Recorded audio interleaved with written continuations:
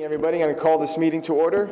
Adequate notice of this meeting has been provided by posting on the bulletin board in Village Hall, by mail to the Ridgewood News, the Record, and by submission to all persons entitled to same as provided by law of a schedule, including the date and time of this meeting. Roll call, please. Councilwoman Houck. Here. Councilman Pucciarelli. Here. Councilman Ritchie. Here. Councilwoman Walsh. Here. Mayor Aronson. Here, please join us as we salute the flag.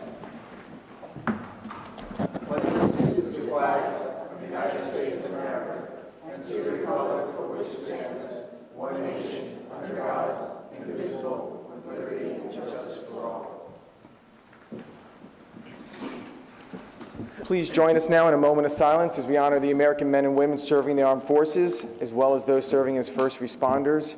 And again, let's take an extra special moment tonight in honor of our good friend Roger Wygant, who was, again, not just a good friend, he was a colleague and very much our 6th council member. We're all going to miss him.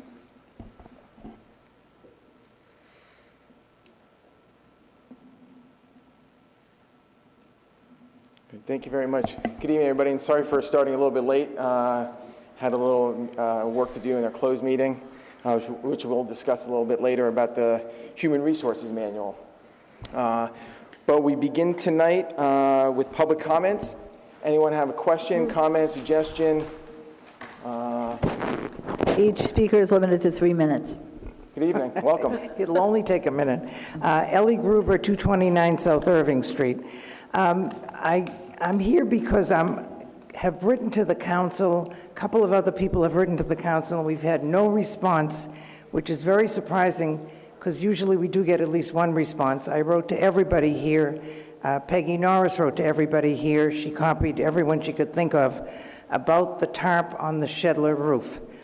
The fact that professional roofers that would not put any village employee in any danger at all, professional roofers who are insured, who are bonded, who don't need a fire truck, who don't need an extension ladder from the village, could fix that roof and repair that roof. Money is there for that. They have money sitting there to repair the roof. I wrote to you on March 28th, my latest email to you. I have a copy here.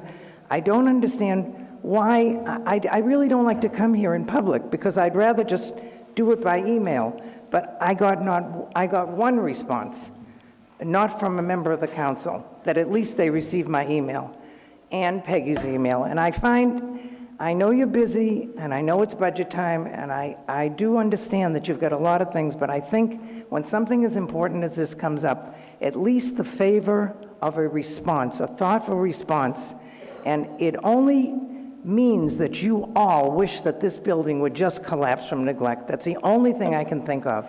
And it's just very disturbing to me. Thank you. Thank you, Ellie. And, my apology on our behalf that we didn't get back to you. We have responded, and we've had this communication going back and forth on this. We do all care about the house. And let me ask Roberta if you have any update on that right now, or maybe even Heather knows. I don't know. No. I went to see it. I mean, Chris and I did a drive-by. And I do think that we need a meeting, an internal meeting to kind of brainstorm this a little bit and see what our approach should be. Because putting a new roof on is one thing. I think there's a lot of other issues with that house. So I don't know enough about it yet, but I think we need to have a little brainstorm. Okay. Well, we'll do that, and we'll get back to you soon, Ellie. Again, we do recognize the importance, as we discussed on multiple occasions, of, at the very least, preserving the house while we make a decision as to what we're going to do, and it is important. So it needs to get resolved. Yeah. It's been out there a little bit, so. Thank you. Any other comments, questions? Good evening, welcome. George Wardley. I was here about a month ago. Your address? I wanted to thank, 229 West Glen Avenue. I want to thank the village manager for touring the areas that require curbing repairs. And all I came tonight to ask was, or rather say, was that I hope the money has been restored to the curbing repair projects. So let me just respond a little bit, because I'm learning, right? And we did go out and visit Glen Avenue, and I guess the issue with Glen is it is a county road. And I guess when the county paves, they don't always take care of they don't take care of the curbs. So as a result, as the paving gets higher and higher, the curb gets lower and lower, and then water just jumps over the curb, and we saw your house. Actually, tomorrow, a couple of us will be at the county. We have a meeting with a couple of people in the county, those responsible, and we're going to bring it up as an issue with them. And we will get back to you. You're welcome. Great, thank you. Please. Good evening, welcome. Thank you. Nancy Johansson, 115 Lincoln Avenue, and I'm here in my role as the chair of the Financial Advisory Committee. So some of this information some of the council is aware of, but the Financial Advisory Committee wanted to make a statement regarding the budget for the record, so to speak. So the Financial Advisory Committee has spent many hours working with the CFO, Steve, with Heather as acting manager, and more recently with Roberta, the current village manager, to improve the budget process. A major change in the process is that this year's budget was developed with last year's actual expenditures rather than last year's budget appropriations, which is a major step forward in improving the process, and it is in line with private sector budgeting practices. The other major change that is a step forward is that the capital and operating budgets were looked at the same time. So we applaud people for the efforts that have happened. On the capital budget, we know there's more work to be done, but we think that that's been very good progress. Based on the work that we have done, we do not believe that there is much low-hanging fruit in the current budget, given the contractual constraints of the village and the village's current model for providing services. So we believe that the village department heads and staff have carefully evaluated line by line their budgets. They've put in an enormous amount of work to do that, and we applaud them for that. And they have found potential savings.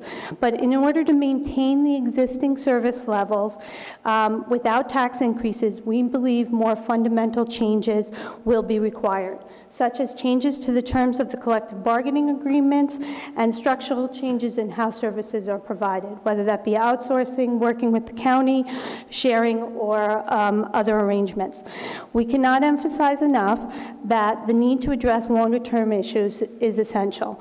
For example, the village is under-reserved for unpaid sick leave that must be paid when a village employee retires.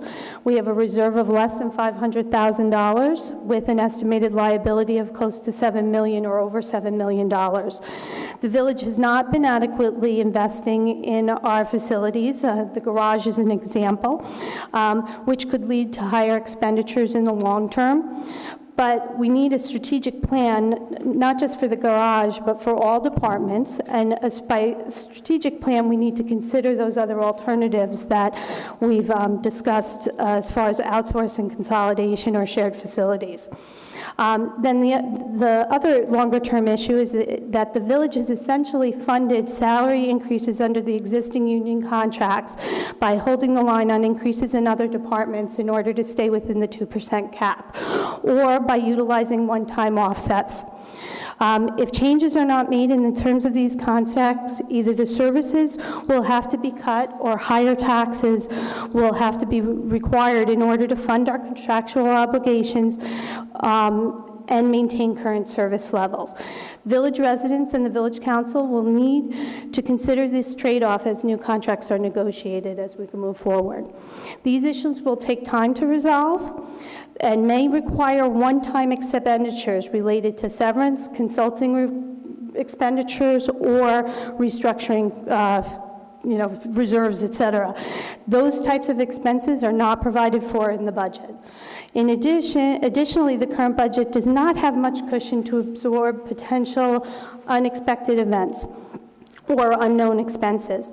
Therefore, there are reasons for the council to consider a tax increase, particularly if the additional proceeds were applied to our unfunded obligations or to fund critical projects that are focused on cost reduction or service improvement in the longer term. That being said, There was lively debate among the FAC, as I'm sure there will be among the council. We support a 0% tax increase in 2014 while maintaining the focus on budget discipline. However, and this is important, the public needs to understand that by saying a 0% tax increase, that this does not represent a new normal. And we see no way to avoid significant tax increases in the future without structural changes. But in the absence of specific proposals that justify additional funding, we do not believe that a tax increase is justified at this time. Meanwhile, the village financial position is stable. Debt has not increased substantially over recent years, and our increase has grown somewhat as well. Our surplus, rather, has grown over time, minimally, but has grown. So we are confident in the ability of the new village manager to generate continued savings by identifying improved operating efficiency, both short-term as well as considering the strategic solutions.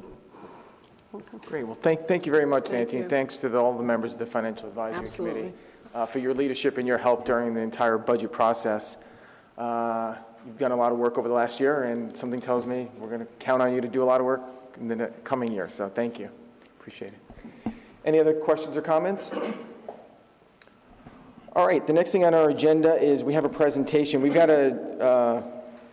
not some convoluted agenda tonight. We're going to do presentation, then we're going to go into a public meeting to deal with our budget issues, then we're going to come back for another presentation. But our first presentation tonight is a very special one. We have from the American Legion Commander Bob Paoli and Maria Bombase, both who are very involved, as you probably know, with Blue Star families and Gold Star families.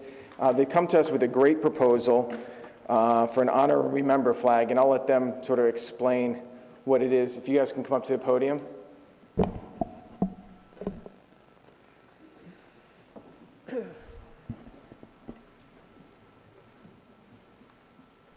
Good evening and welcome. Good evening, Mayor, Council, and Village Manager. My name is Maria Bombase, 155 Bel Air Road. I'm a proud mom of a New Jersey National Guardsman and a former Marine.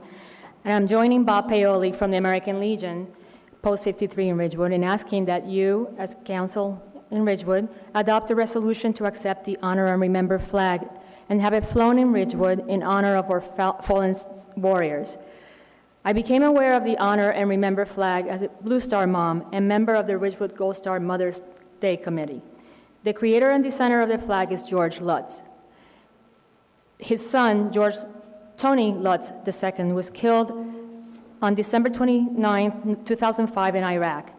In the months that followed Tony's funeral, George visited other families who had lost loved ones in the war. These families were only the latest additions to a group that originated with the American Revolution, when the first soldiers to shed their blood for our American freedom gave their lives.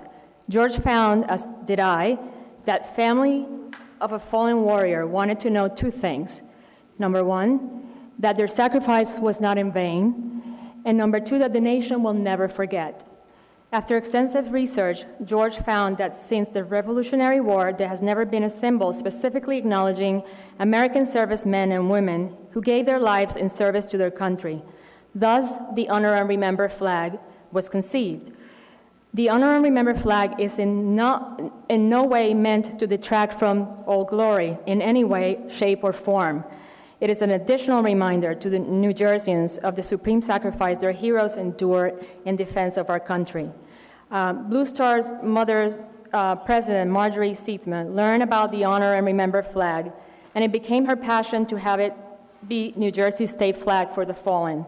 She worked with our dear friend Stan Kober, commander of the VFW Post 192 in Hohokus, Assemblyman Russo, and Senator O'Toole to create legislation for the bill. The bill A-2029 was created. Marjorie had the privilege to testify in both the Assembly and the Senate. The bill passed unanimously in both the Assembly on the 24th May 2012 and in the Senate on the 4th of October 2012. Governor Christie signed the bill on the 19th of November 2012, making the Honor and Remember New Jersey state flag for fallen warriors. New Jersey is the 14th state to make the Honor and Remember flag its state flag for the fallen. This is an opportunity, along with Gold Star Mother's Day event in our town, to let our Gold Star families know by flying the honorary member flag locally in our village and throughout New Jersey that we too pay tribute to their ultimate sacrifice. Gold Star families are all around us, but for the most part, we do not know who they are. They go unseen and unnoticed. They blend into society. By flying the honorary member flag in Ridgewood, we can give these families the recognition they deserve beyond solemn words spoken on several marked holidays throughout the year. A silent message can be spoken, and that life can be celebrated in a tangible symbol that reminds us that Americans have fought many battles to preserve our way of life. I thank you for your time and for listening, and I hope that you will support the honorary member flag with a resolution to make it Ridgewood's flag. So, this is what the flag looks like. This way. Can you see that, everybody? Yes. By the way, when I walked in here tonight, I saw the perfect spot to hang it. The flagpole right here between the village hall and the library, on that little knoll there. You're just flying the American flag, so perhaps underneath it you can fly this as well. Sure. Well, let me say, first of all, thank you again. I had an opportunity to sit down with Maria and Bob the other day, and we actually went over a draft resolution, which we now, the council members, have before them. I think this is a wonderful, it's a really wonderful, important way to recognize our fallen soldiers and their families. And it's also a very important reminder to all of us that there is an ultimate price that is paid. And I thank you so much for bringing it's a very unique flag, only because... Can you come to the microphone? I'm sorry. There is no one American symbol that's dedicated to honor the military men and women who have died in the wars. In all wars, from the very beginning, at the time our nation was, became a nation. So I think it's a very important item and something I'm glad that all of you are considering. I left some literature on your desk there. I hope you'll look at it and consider this proposal. I hope some members of the public can get copies of this because, so much thought was put into this flag and it explains what each symbol is. And I don't know if you have extra copies you want to put out over there. Now, there are numerous... Maria mentioned earlier that there are 14 states that have adopted this flag. I'm sorry? Yeah, we believe it's 18 now. But besides being recognized as a state flag, those states, as well as the state of New Jersey, are trying to get each municipality within those states to also adopt the flag, rather than just having it as a state flag. And that's why we're here tonight. Well, it's great. And again, we have a draft resolution before us. My hope is that we can adopt this at our May 14th meeting in time for Memorial Day. Yes, and maybe we can hoist the first one up. Yeah. Great. It's great. I don't know if anyone has questions or comments on this. Great. Excellent. Thank you very much. Thank you. Appreciate it. Congratulations. I think it's a great idea. Thank you. Okay, now we're gonna move into our closed session. Our public meeting to talk about do some budget work. So, motion to suspend our work session and convene our special public meeting. So moved. Second. Hauk. Yes. Pucciarelli. Yes. Ritchie. Yep. Walsh. Yes. And Aronson. Yes. I'll call this meeting to order. Adequate notice of this meeting has been provided by posting on the bulletin board in Village Hall, by mail to the Ridgewood News, the Record, and by submission to all persons entitled to same as provided by law of a schedule, including the date and time of this meeting. Roll call, please. Councilwoman Hauk. Here. Councilman Pucciarelli. Yes. Councilman Ritchie. Here. Councilwoman Walsh. Here. Mayor Aronson. Here. All right, so we're going to start with the budget introduction. Budget message. Okay, yeah. So we've gone through this presentation that we're about to take you through, I think, twice. It's changed a couple of times. But we thought it was important at this meeting to apprise the public and, begin the discussion on the budget as it gets accepted and goes through adoption. So this is the introduction of the budget. Steve, slide. Okay, so the budget process. Again, council directive was to come in with a 0% tax increase $3 million in capital. We held many, many rounds of reviews, both internally with the council. Our overall approach, which Nancy spoke to a little bit in her comments, we took a different approach to the budget. We maxed out the revenue lines, meaning we went as far as municipal accounting would allow us to go. We utilized actuals for expenses as guidelines, and that's different than it has been before, but it's a little bit more realistic. And we assume no diminution of services. What should also be on this slide is that capital and expense are being presented tonight, and they were done together. Last year, they were done separately, and actually, I think capital came out in October, which was months later, and didn't allow us actually to get some of our capital projects. At the last public meeting on Monday, so we recommended two scenarios, 0% tax increase as well as a 1%. The majority of the council on Monday endorsed 0% at the last special public meeting. So I just want to share with you the challenges and the facts around this. Right out of the box, as soon as we started doing our budget this year, we had some noteworthy supplemental expenses that we had to deal with. We had to deal with one-timers from the 2013 budget, and I'm going to explain this a little more later, but this is fund balance and other trust funds, and that amounted to about $3.8 million. Our increase in debt service year over year is $835,000. It's a big number. And again, I will take you through this on a later slide because I think it's important for the public to understand this.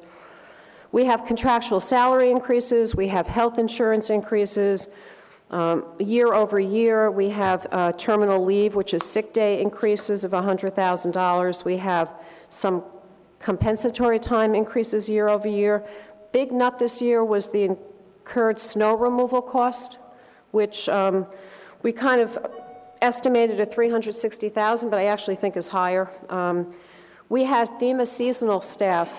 These were FEMA grants over 2 years that allowed us to have basically free employees for 2 years. We have an election this year that's costing $50,000 more because there's an extra election. Salary raises for non-union management. The 2 new police officers are running us about $80,000 this year, and that includes uniforms and it includes training. We have issues with grass disposal and dual licensing in our facility. Planning board legal fees, there's a lot going on in the planning board, as everybody knows. DEP fine, and then, of course, you've heard us speak about doing a forensic review based on the thefts that we had 2 years ago. And some Six Sigma training, which is new to this slide, and I could talk to a little later, but preparing us for the changing the way we do business and restructuring. Okay, so additional expenses totaled a whopping $6+ million that we had to cover before we thought about other stuff, basically. So that was must cover. Supplemental expenses that we threw in that we think should be covered were some new police vehicles. The fleet is really problematic. We needed some support in the Board of Adjustments, which will indirectly help the building department. Snow removal, we just have no money left for snow removal. So this $40,000 would cover one snowstorm in the November-December timeframe. If we have 2, we don't have enough.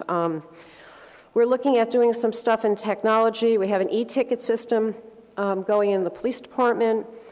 We have a community center that's being funded much higher than last year. And I have to say, I just want to make a personal note. When I was coming into the building today, at the Mancuso room and the Anzusi room, there was yogurt, there were card games, there were tons of people. It was really nice to see, and I think, this is something we do well in Ridgewood and the Parks and Rec folks. And we have replacement of tree mulch. So that's an additional $262,000. I just want to point out some expense saves that we had this year.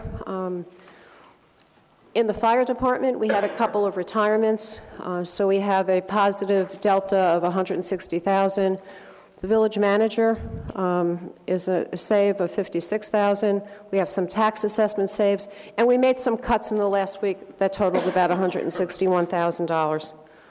Just a word on revenues. We, again, maximized anticipated revenues. I think there are a couple of risks here. I think there are a couple of opportunities.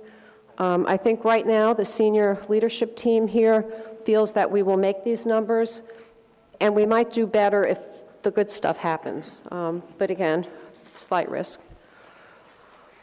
So Nancy kind of alluded to this in her comments, her public comments, but I think it's important for the community to understand that we do run a fund balance, and that fund balance is generated generally by revenues that are over budget.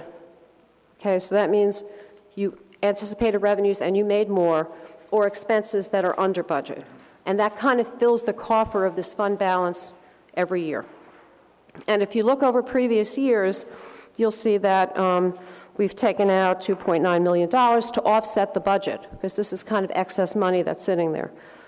This year, in order to get to zero, we are suggesting using $2.983 million worth of this fund balance. That would leave us a surplus that's larger than last year. It's about $1,450,000. And we anticipate fully getting in $300,000 from FEMA, hopefully shortly. So that will already bring that up to $1,750,000. I know these are a lot of numbers. The important thing here, though, again, is once this fund balance is depleted, in prior years, because we budgeted the way we did, it was easier to refill it. Because we're budgeting more to actual now, there's a risk in refilling this particular fund balance, okay? Which is important because next year when I come and we speak to you again, we're going to have to fill that void somehow, right? If there is. Recycling, we have Steve, thank you. We have a recycling fund. In addition, we are using it all up. We're using some for budget allocation, meaning offsetting expenses, and we're offsetting the tax levy. So that fund will go down to zero. Snow Removal Trust had $211,000 in it. That's one of the reasons we were able to absorb some of the snow this year. It's down to zero after this budget. Thank you, Steve. And we also had FEMA money that we're using. We have a Green Acres grant that goes away after this year. And I'll just note the deferred charge parking operating has to do with the coins, okay? And the parking utility, which runs separately from the village a little bit, both years in 2011 and 2012 ran a deficit. The village, i.e. us, the taxpayers, had to fund that deficit, okay? Last year we made a lot of money because the coins were no longer being stolen. As a result, we made about $400,000, which we are now giving back to us, the taxpayers, from the utility. So I know it's a little confusing, but again, that's a one-timer. Next year, that won't be there again. So in comparing this to 2013, our total one-time revenues that we're using, about $1.3 million, we used about $877,000. So we're over by about $500,000. Just want to talk a little bit about debt service. We mentioned on the first slide that the principal and interest payments on bonds are up 21% year over year. It's $835,000 more. The total debt service, FYI, is about $4.8 million on the bonds that we have. This, too, was offset by some one-timers this year. We do need to look at long-range forecasting and debt planning, all right? And we have to look at long-range capital, which is important. So as a summary, we had about $6.5 million of supplemental expense. We funded a lot of it with $4.8 million of one-timers. That's about $1 million incremental to last year. Am I boring you yet? Is everybody bored to death? No? Okay. All right. So here is the introduced budget. Steve, here is the introduced budget. See, now, it was impossible to read on Monday night. It's a little better, but it's still a little hard. But what we're looking at is a 2014 total appropriation of about $46.2 million. It is 1.9% over the 2013 appropriation. Within the 2% cap, and if we know about the 2% cap, it's within those things that are in the cap and not in the cap. So actually, it's pretty good. This assumes, again, a zero budget, this introduced budget. So you see on the bottom that it comes out to a $5 a year savings for each household. Okay. So 2 scenarios were presented on Monday evening. One scenario was no tax increase. One scenario was a 1% tax increase, which would cost the average household $50 per property, and it would raise about $450,000 in funds. I want to point out that both of these things have positives. One, they were based on a revised approach to budgeting, which we talked about, more accurate, more realistic. Both have some meaningful but modest investments. We have the community center, we have the zoning board, we have controls, we have Six Sigma, which is a quality methodology that will help us in some of our areas. We have police vehicles and some technology. We have beautification of the community. So both of these budgets have that, and both of these budgets speak to budget discipline.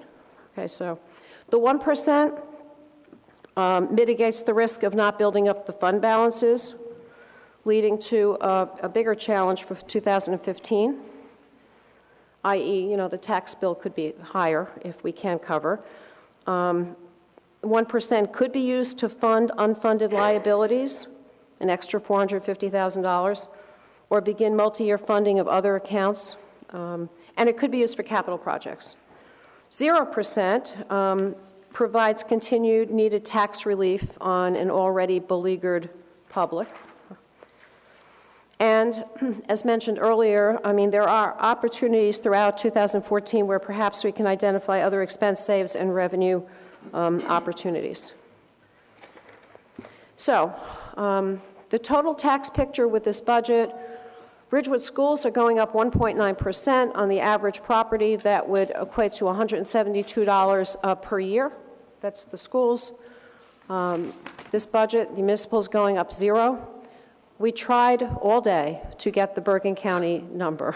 We did. We tried really hard, right, Steve? Yes, say yes.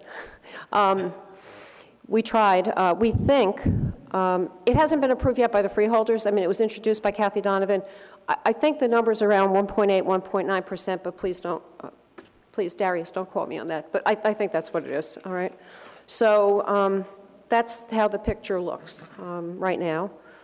Going forward, I just wanted to give you a flavor for what we're facing and the challenges. And if we look at salaries and we look at police and fire and other, we look at pensions, we look at health insurance and terminal leave. In this budget alone, those items are 58% of the current budget. And I think that actually this is low, and we haven't accounted for all contractual obligations. Right, which actually means when you think about it, there's only $20 million that we have a little wiggle room to work on, okay? It's important that we think about unfunded liabilities. Right now, they're running a little over $7 million. We have 11 confirmed retirements this year. Their payout for sick days alone are $420,000. In 14, $271,000 in 15, $99,000 in 16. And comp time paid out to fire this year was $142,700 for their retirements. And so this is not the whole picture because there was other compensatory time paid out in other areas. But we just don't have those numbers right now. The risk here, the trust fund has 479, so we are offsetting right now the $7 million with a trust fund of 479,000. And we will have to go into that trust fund if we have any retirements that we don't know about. And I think we're anticipating next year some police retirements, maybe 7 or 8, and those retirements cost more on average than the ones you've seen up here, okay? So I guess it gets back to thinking about how we do things differently. It's getting less likely that we can make small budget revisions and tweak. We really need the interest cap arbitration law, the 2%, as a tool to impact contractual obligations, right? The first slide that I showed you. And we have to start now to explore ways to focus on delivering services differently, collaboration with the county, and hopefully we start that dialogue tomorrow, collaboration with other municipalities, insourcing and outsourcing opportunities so we deliver services differently, use of Six Sigma Light methodology, which again is a quality methodology where I think we can streamline process, and we have some money to invest in that.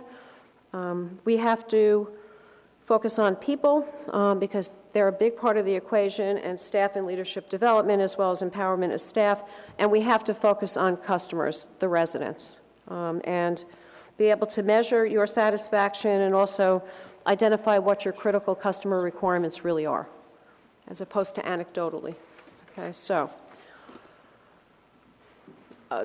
just a little word here. Preliminary capital, as mentioned earlier, council directive was $3 million, where we've come in at $3 million. We've done a whole bunch of things in that. We've done, and I'll be talking later about paving, believe it or not, but we've done, we have about $1.3 million in paving. It's up a little bit, and some equipment, and so I think that's it. Thanks for listening. Great. Well, thank you. This is actually the third time we've had this presentation. And it's been boring every time, right? No, but I wanted to actually underscore a key point here, because when I asked Roberta, I said, do you need to do it a third time? She said yes, for transparency, and because some members of the public may not have been watching us the other time. I want to do it one more time. So my hat's off to you for that. This is the last time. When we adopt next month, we are not doing, no, I'm kidding. But, and I know we've had this conversation before, again, on 2 different occasions now, but I want to thank you. I want to thank Heather, Steve, and your leadership team, all the department supervisors for working so hard on this budget, and of course the Financial Advisory Committee for helping out too. You know, by its very look, this is a different budget. The way you formatted, the way it's presented, I think it's much easier for folks, not only us up here on the dais, but members of the public to understand exactly what's in this budget and what's not. And so I appreciate that. I don't know if council members want to ask more questions or make additional comments at this point, or if we should just go forward and introduce it. Again, the idea is to introduce it now and then in a few weeks, presumably adopt it. Please. So when we met the other evening, I expressed my concern that there were some things in the budget that I had additional questions on, and I was really on the fence from the recommended 1% and the 0%. And I know that the majority wanted to go at the 0%, but and maybe for the public's benefit. So a couple of things that we talked about tonight are, I expressed my concern that we have had diminished services, and with a 0% budget, we're assuming no diminishment of the current services, which I felt were already diminished. So I guess what would be, and I don't know if you even can answer this, but what would be the assurance for the public that has felt the diminishment of the services that we're not going to have in the fall? Or, you know, and I think the comment was, and I'm not going to hold you to it, because you said we only have the money for one snow removal. Yeah, we do. So we have the money for one snow removal. So how many snows do we have this winter? Well, you know, obviously, if we have another snow, we're going to go do it, and we're going to hopefully cover those expenses somewhere else. Right. So, and I would say that, you know, the team has already begun to speak about, and I know it's usually the leaf pickup and the snow removal and the Christmas trees. We're already planning on doing some brainstorming around leaf removal. I've actually picked up some benchmarking articles on Wisconsin leaf removal. But I think we'll sit down and try to use a quality approach to looking at how the leaves are being removed and to see if we're doing it the best way. And I may come back to you guys and say, listen, you know, we may need capital. And we'll look at snow removal the same way. I mean, I think there were a variety of reasons for the snow removal issues that we might have had last year. And honestly, I'm not sure that they were budget related. And I don't want to go further than that, but so when the senior team met, we all agreed that we were going to have a budget that did not diminish services. And that's the budget we came up with. The question is how we're funding that budget. I think the bigger question is how we're funding that budget. And we're Correct. funding that budget by the one-time issues. But we've done that before. You know, maybe not at this level, but we've done that before. Okay. So then, I guess the other questions are, and we are going to discuss capital at the same time. So, you know, it's the same thing in the same breath. We may need to make a capital adjustment. So then, when we're looking at the capital, improving that, is that going to be a true number, or is that what's going to happen? I don't know. I have my team here. I think on the capital side, we're okay with the capital number as is. We raised paving. Now, I mean, when we talk about paving later, if we added $1 million to paving, would we be able to pave more roads? Yes. Right. But that's not within that $3 million. That $3 million equates to, I don't want to get too complicated, but Steve, it equates to $140,000 that we have to put aside to cover that $3 million. If we go up, we're going to have to put more money aside. So right now, we're paving kind of the same amount of paving that we did last year, for example. Explain that again, I'm sorry. If an additional... To carry $3 million, if we're going to introduce an ordinance for $3 million of capital, we have to have aside $140,000 of funds. That's correct. That's your down payment. That's your down payment on the bond. And we have that? Yes, and that's in the budget. That's in the budget. Okay. No, so presumably, I guess if we wanted to double the capital, we'd need another $140,000. And then that doesn't take into account again what we're spending in principal and interest payments. Right. So So you're saying if we wanted to do additional paving, I'm just going to throw this out as a scenario. So we wanted to do additional paving, you'd have to raise more. You'd have to have like $200,000 for the down payment. If you were to raise it $1 million, I'm just figuring a Yes. Yeah, but I think I said the other night, and I do believe this, I think we need a long-range capital plan, I think we need a 5-year plan, and I think we have to match that up with infrastructure investments and then discuss it. And right now, I think, I do feel I feel comfortable that on the capital side, we have basically fulfilled a lot of what was asked for. There's a couple of vehicles that we don't have in here, but we cut back on a couple of other things. But in the library, we did some cutbacks, as I mentioned the other night. But so then would it be safe to say you feel more comfortable with the capital as to the expenses? As to the operating? Well, but you see, there's no risk in capital because the capital's put aside, it's all taken care of. The risk on the operations side. In the untimely event that we have 5 storms this winter, then we might have to go in for, I guess it's emergency appropriation if I didn't have funds to transfer from other departments to cover the snow removal costs. But we also have, for instance, as you mentioned earlier, $300,000 we're expecting any day now from FEMA. So there's additional money coming in, and that's how the fund balance gets replenished during the course of the year. Yeah, no, we're getting $300,000. But we've been expecting that money for 2 years. No, actually, we've gotten several $100,000. I think I had $480,000 on a slide earlier, right? Yes, in this year's budget, there's $452,000 as anticipated revenue, and that's FEMA funded. And that includes that 300? No, we're still owed. We can't include that 300. So we're assuming we're getting the 300 in 2014 from FEMA? No, what's in this year's budget, the 2014 budget, is funds that the village already has received. We're owed another $600,000 from FEMA, but it's a mix of current fund monies and capital fund monies, because 2 years ago we approved a bond ordinance for cleanup for Hurricane Sandy, I believe. It was all capital expenditures. Right. So any money that comes back for a capital project goes to pay down the notes. That's correct. Right. Okay. So that doesn't take into account. So in other words, we have $1.45 million left in surplus. We are very confident that another $300,000 will come in. I think the risk is if the revenues don't hit the numbers, go above, and the expenses don't come in below, what will that delta be? And we could be identifying things throughout the year that could add, take away from that risk. But okay.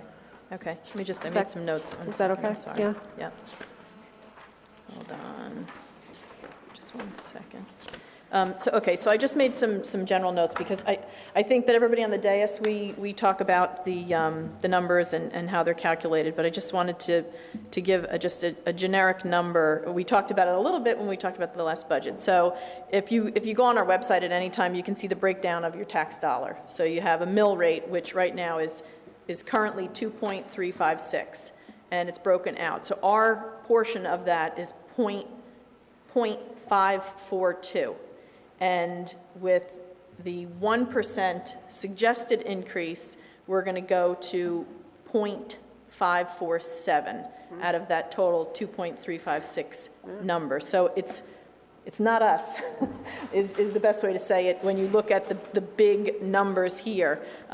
So I think that part of that discussion of if we did do the 1%, the $50 a year per household would not be an extraordinary expense, in my opinion. So that's my views on the process. If I could just jump in on a couple of the points. First of all, the way I look at this, and again, we had this conversation the other day, Ridgewood taxpayers have shouldered a great tax burden over the last several years. And if we have the opportunity once again to provide some relief, my view is we should absolutely do it. Last year we got 0. This year we're hoping for 0. But years prior to that, the tax increase was significant. And you compound what the municipal tax increase was with the Board of Education tax increase with the county, and then the burdens that Ridgewood families are just feeling generally, it adds up. And so while $50 might sound like a little bit, every little bit adds up. And when we can provide relief, we should provide relief. In terms of services, we all recognize this. I've been on the council now. This is my 6th time going through this. Every year I hear, concerns about services and what have you. And it's very serious concerns, and we address them. And one of the things we've done to address it is we've got a new sheriff in town who's going to be doing things differently, helping us run village government in a different way, in a more efficient way, a more effective way. She has a great leadership team to work with her. I think we're going to see some changes, and we're going to see some efficiencies and more effectiveness. I think this budget is very responsible, and again, it provides relief to taxpayers who deserve relief. And, we talked the other day that while we're coming in at 0, and we saw it on the slide, the Board of Ed comes in at 1.9, the county might come in at 0.9. If we have that opportunity, we should seize that. We should seize that opportunity to provide the relief. This budget, last year the big concern was the fund balance, how much we were leaving in there. We're leaving in a little bit more this year than we did last year. This is a very responsible budget. I think it provides necessary relief. And again, in terms of the services, I have all the confidence in the world in Roberta and the leadership team to make this happen. We recognize that one slide that you have, it's my favorite slide, doing things differently. It's so important, and I think people should read that, what you've got there, because it is. It's looking at the Ridgewood residents as clients, as customers, recognizing that we need to be more customer friendly. It's looking at our staff, recognizing that they are professionals. They need development. They need to be given the tools to do their jobs. And it's just, and it's responsible budgeting. So I applaud you for that. And again, I'm very comfortable with the 0 tax increase. I'd like to state the reasons why I supported 0% and will vote accordingly rather than the 1%. In connection with services, I know there's an issue about services. The leaf pickup comes to mind. If I thought that a 1% tax increase that would produce $450,000 would translate into better leaf pickup, I might be persuaded to say, well, let's raise the money so the leaves all get picked up. But that nexus isn't apparent. More money does not necessarily translate into better services, and that is a habit we have lived with all too long. We'll throw more money at the problem and see if the services get better. It doesn't work that way. This has been a highly disciplined budgetary approach. This is the 3rd one I've sat in on, 1 as a candidate and 2 as a councilman. And this has been the best by far, where every line has been looked at. The department heads have been highly sensitized to the need to scrutinize every budget. I think our collective bargaining contracts have now been cast into a very bright light, so we know going forward we can't afford the kind of agreements we've had in the past. So that high discipline in me is in itself a tremendous dividend. In addition, there is a new normal now in Ridgewood. Ridgewood is no longer automatically increasing its taxes year on year, 3%, 4%, 5%, and I think that will translate into an equity dividend for every homeowner in this town, because Ridgewood will no longer be seen as the place where taxes are just growing out of range. People can't afford to live here unless they're extremely wealthy. We won't have a variety of types of either housing or citizens and so on if we continue down that road. This is not going to be the most highly taxed municipality in the state. That's not the way it's going to be going forward. I believe in that equity dividend. I think we're all going to be living in a town that is perceived to be a better place to live precisely because we don't automatically increase our taxes. Now, I don't know if we can do 0% next year. I wouldn't rule it out. But it's going to have to be accompanied by structural changes on the operating side, and it's going to have to be part of a long-range CapEx plan that says where are we going to deploy our capital expenditures going forward. You know, and finally, 0% will serve to dilute the impact of that 1.9% that the Board of Ed is putting to us. It will dilute it somewhat. Maybe, I don't know what the math is, maybe it's 1.5% as a result. That's relief to the taxpayer. I don't think it's good reasoning to say, well, they're going up 1.9% and that's 64% of the bill. What's another $50 on the municipal side? If anything, it hurts all the more because you're adding it on to a school budget. So, you know, I'm very grateful to the department heads in particular who worked with the new village manager in coming up with this budget. And I really think it bodes well for the future because now everybody in this room is aware that if we're going to do this again, and it's a very desirable outcome, it has to be accompanied by changes in the way we do business. And I think that in and of itself is a tremendous dividend brought about by this budget. Thanks. Tom, go ahead. Yeah, thanks. 0%, but at what cost? I'm not going to talk about services. Services are important, but I'm a numbers guy. So, Steve, if you could help me with a couple of slides. Could you put up the supplemental expenses that need to be covered slide? Nope, you missed it. Keep going. There you go. No, that's, I'm sorry. Do you want the details? It's towards the beginning. Supplemental expense, yeah, it's like the fourth or fifth one. Keep going. There you go. Thank you. One more. That should be. There you go. Yeah. There you go. Thank you. Thank you. And I'm going to need you for one or two more. I look at this as if it was my own personal budget, although certainly I don't have a $46 million budget. And there are some severe red flags that pop up for me in terms of whether this is responsible or irresponsible. When you don't in government have enough money to pay for events that you don't anticipate, what's required by law is that we have to pay them back next year in the budget, first item to get paid. That's why it's the first item up here. So one-timers in 2013, almost $4 million. Those are for unanticipated expenses that had to be paid for before we started zero. We got to find almost $4 million to pay back things that weren't covered in the 0% budget increase for last year. So that's where we start, okay? So that's a red flag for me. That's an extreme number. Steve, if you could go to the sources of funds, use of surplus and trust funds. Okay, here's another red flag.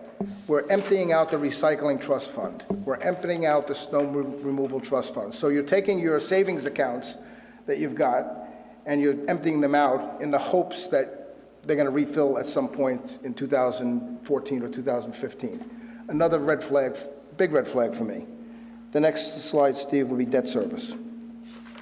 And here's the big one for me. Our credit card payments, to put it in perspective for all of those out there, we all have credit cards. Our credit card payments for 2014 are going to go up from $3.9 million to $4.8 million for principal and interest. That's the P&I. Because we're going to increase our debt service by $835,000 or 21%. Huge red flag. It's putting off to tomorrow what we should be paying for today. I understand that money is pretty cheap right now, but I personally don't like to have a lot of debt. A 1% tax increase would, at the minimum, pay down half of that increase in the debt service, or more than half of it. 1% would generate $450,000, and whether or not we're going to hire 4 more people or have better services, at the very least, the 1% would cut that debt service in half, where we'd only increase it by less than $400,000 at that point, $385,000, which I'm not happy with, but certainly it's much better than raising my credit card payment up to $4.8 million. So those are huge red flags in terms of whether or not this is responsible or irresponsible. I support the village manager's alternate recommendation for the 1%, also for the operating and the capital budgets. I can't support these two budgets like this. It's a headline. It's good for the moment. 0% tax increase. It sounds good. Nobody wants to pay more taxes. I'm certainly willing to put $50 more out of my pocket for 2014 to not have my debt service increase by 21%. Steve, let me just ask you a question, you may or may not know the answer to this.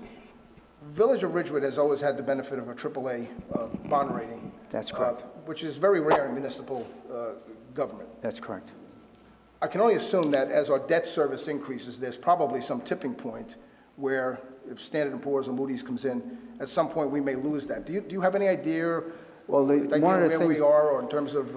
what they do look at is per income capita per resident for the municipality. One of the big things is regenerating our surplus and how we replenish our surplus and our fund balances, meaning our trust funds and so on and so forth. Okay.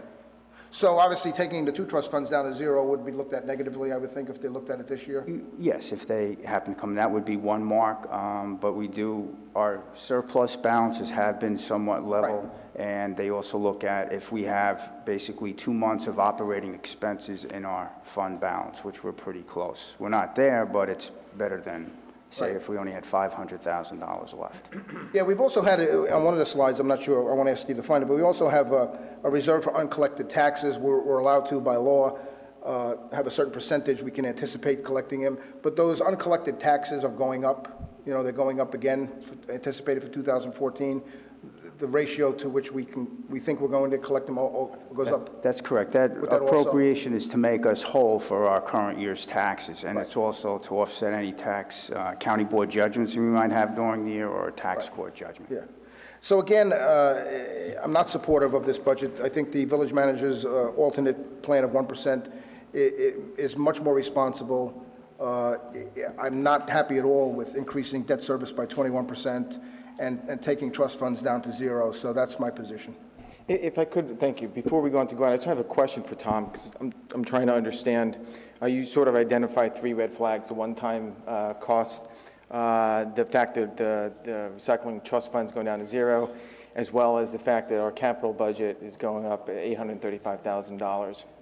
First of all, that capital budget is going up $835,000 because we all supported capital projects that sort of drove that number up. And so all of us here are the ones that sort of approved the projects that sort of led largely to that increase. But my question is this, and this is what I'm trying to wrestle with here. A 1% tax increase, which you support, would raise about $450,000. Right.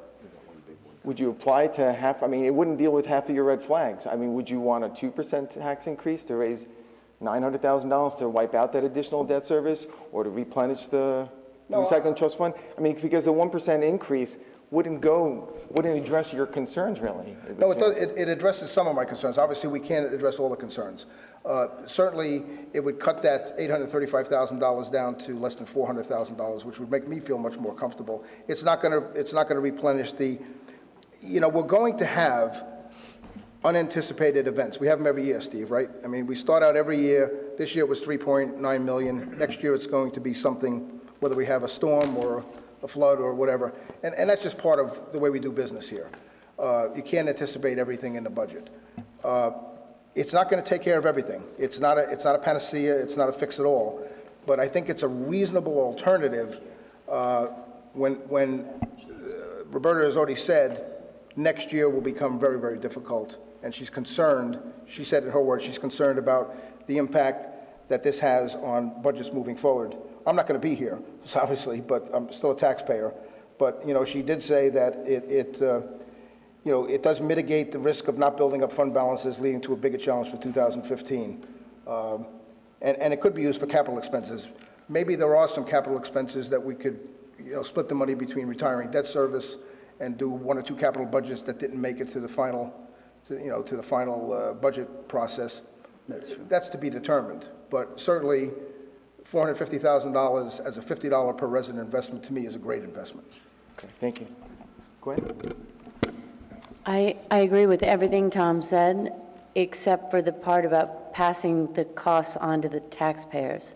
I think we have to get our house in order. And I think, that's what the Financial Advisory Committee has been talking about. That's what Roberta's addressed in our PowerPoint presentation. And I think that when I talk to the residents, and as I said on Monday night, this has been a hard thing for me to grapple with because I don't want services to suffer. I don't want the employees to carry us on their backs, 3 people doing the jobs of 100. I don't know how to do this either. I don't want our infrastructure to crumble. But I think we are all in the habit of passing things along to the taxpayer because they'll pay for it. And I think that that is a sickness. It's an illness. We're operating in the red, so we just ask the taxpayer to fund it. That's not the way the private sector operates. We have to rethink this business model. We have to figure out what's wrong with our company and restructure our business. We have to look at it from the top down. We have to talk to management. We have to look at the company and say, what are we doing wrong here? And what's our new plan? What's our plan going forward? And so the reason why I'm voting for 0% increase this year is to show that we're not going to put this on the backs of the residents again. Our biggest mandate is to show fiscal discipline and while providing our good municipal services. So I know this can't go on forever. I think Nancy Johansson did a fantastic job explaining why. And I know next year, hopefully, we'll have a new way of doing business in the village. Thank you, Gwen. I just want to just build on a point that you raised, because we sometimes have talked about sort of the difference between the private sector and the public sector. And I think all of us up here have or have had the opportunity to work in both worlds. They're very different worlds. And the truth of the matter is, in the private sector, when you have expenses, you don't just necessarily raise, the revenue. You can't always do that. What you need to do is find efficiencies. You need to be more effective. Governments have had this habit, whether it's this government, whether it's county, state, federal, just raising taxes. You need more revenue, just raise taxes. And there's been no discipline. And in that sense, governments have been recession-proof, because people will just always pay taxes. What we're trying to do is break that habit. And we started last year, not just with our 0 tax increase budget, but with setting up the Financial Advisory Committee, bringing on somebody, frankly, in the village manager position, who's got this strong background in private sector management and budgeting. Trying to think differently, trying to act differently, and trying to create a government that provides its services differently. And I think we're well on the road to that.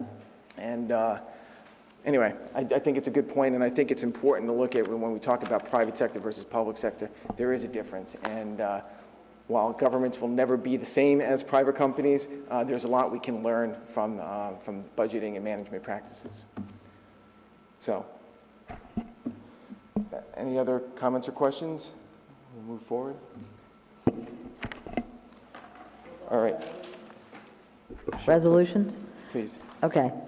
Emergency temporary appropriations. Whereas an emergent condition has arisen with respect to inadequate funds provided in the temporary budget for the payments of various claims, and NJS 40A:4-20 provides for the creation of an emergency temporary appropriation for the purposes above mentioned. And whereas the total emergency temporary resolutions adopted in the year 2014 pursuant to the provisions of Chapter 96, Public Law 1951, NJS 40A:4-20, including this resolution, total $24,593,854.56. General Fund, $7,786,489.25. Water Utility Operating Fund, $518,390.54. Parking Utility Operating Fund.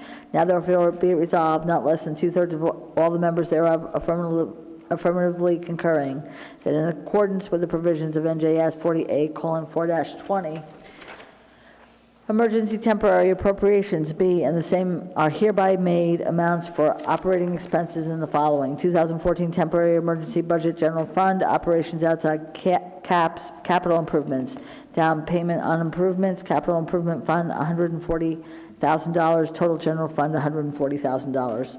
May I have a motion? I move. Second. Hauk? Yes. Pucciarelli? Yes. Ritchie? No. Walsh? No. And Aronson? Yes. Okay. The next one. Municipal budget notice of the Village of Ridgewood, County of Bergen for fiscal year 2014. Be it resolved that the following statements or revenues and appropriations shall constitute the municipal budget for the year 2014, and be it further resolved that said budget be published in the Ridgewood News in the issue of May 2nd, 2014, with a public hearing to be held on May 28th, 2014. And be it finally resolved that the Village Council of the Village of Ridgewood does hereby approve the following as the budget for the year 2014. General appropriations for appropriations within caps, $36,398,702.60. Appropriations excluded from caps, $8,451,851.40. Reserve for uncollected taxes, $1,375,648.77. Total general appropriations, $46,226,202.77. Less anticipated revenues other than current property tax, $13,271,211.79. The difference amounts to be raised by taxes for support of the budget is $32,954,990.98. Public notice, Village of Ridgewood. Notice is hereby given that the budget and tax resolution was approved by the Village Council of the Village of Ridgewood, County of Bergen on April 23, 2014. A hearing on the budget and tax resolution will be held at Village Hall, 131 North Maple Avenue, Ridgewood, New Jersey, on May 28, 2014, at 7:30 p.m., at which time and place objections to said budget and tax resolution for the year 2014 may be presented by taxpayers or other interested persons. May I have a motion? I move to adopt, which, 1485? Yes. Second. Hauk? Yes. Cucciarelli? Yes. Ritchie? No. Walsh? No. And Aronson? Yes. Okay. Now we'll move to introduction of ordinances.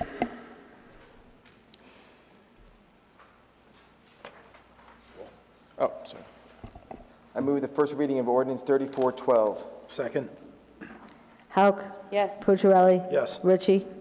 Yes. Walsh? Yes. And Aronson? Yes, so ordered. Will the clerk please read ordinance 3412 by title? Calendar year 2014, ordinance to exceed the municipal budget appropriation limits and to establish a cap bank, NJSA 48:4-45.14. I move that ordinance 3412 be adopted on first reading and that May 14th, 2014 be fixed as a date for the hearing thereon. Second. Hauk? Yes. Pucciarelli? Yes. Ritchie? No. Walsh? No. And Aronson? Yes. I move the first reading of ordinance 3413. Second. Hauk? Yes. Pucciarelli? Yes. Ritchie?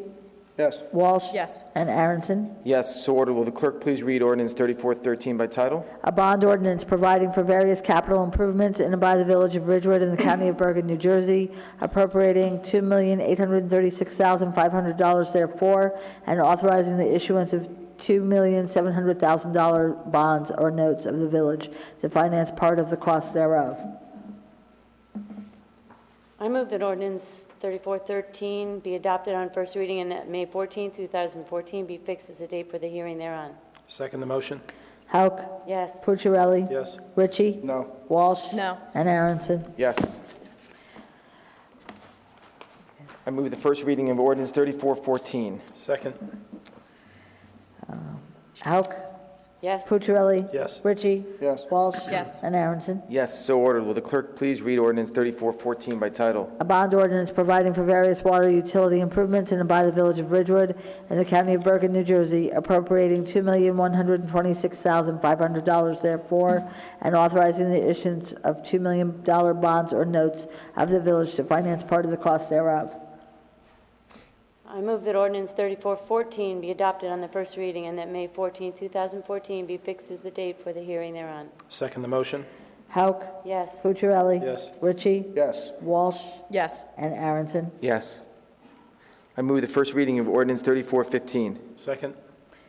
Hauk? Yes. Pucciarelli? Yes. Ritchie? Yes. Walsh? Yes. And Aronson? Yes, so ordered. Will the clerk please read ordinance 3415 by title? A bond ordinance providing for improvements to the parking utility in and by the Village of Ridgewood in the County of Bergen, New Jersey, appropriating $127,200 therefore, and authorizing the issuance of $100,000 bonds or notes of the village to finance part of the cost thereof.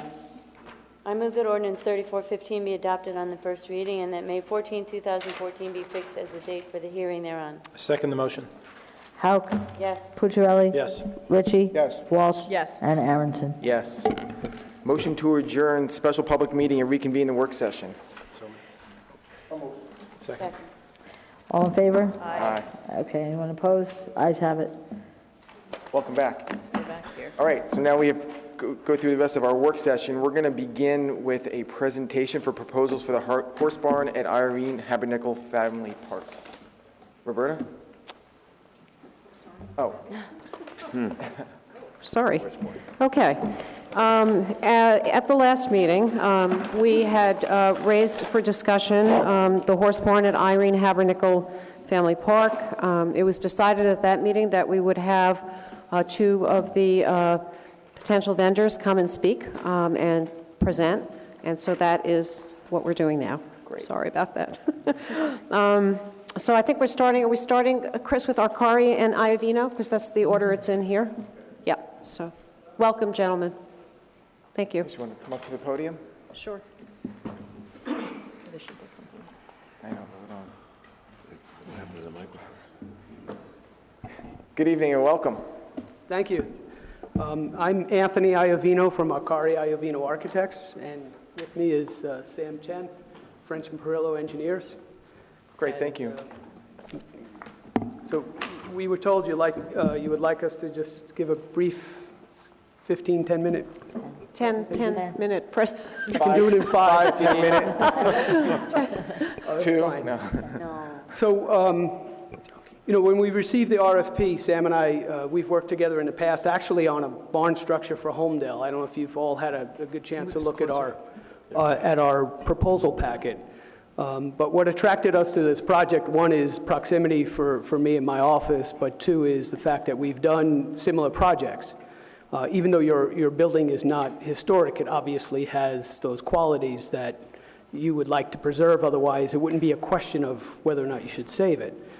So the first step, and I think you have the first step right in the proposal packet, is really it's about data gathering. What you're looking for is to be able to make an informed decision as to whether to renovate this building or to replace it.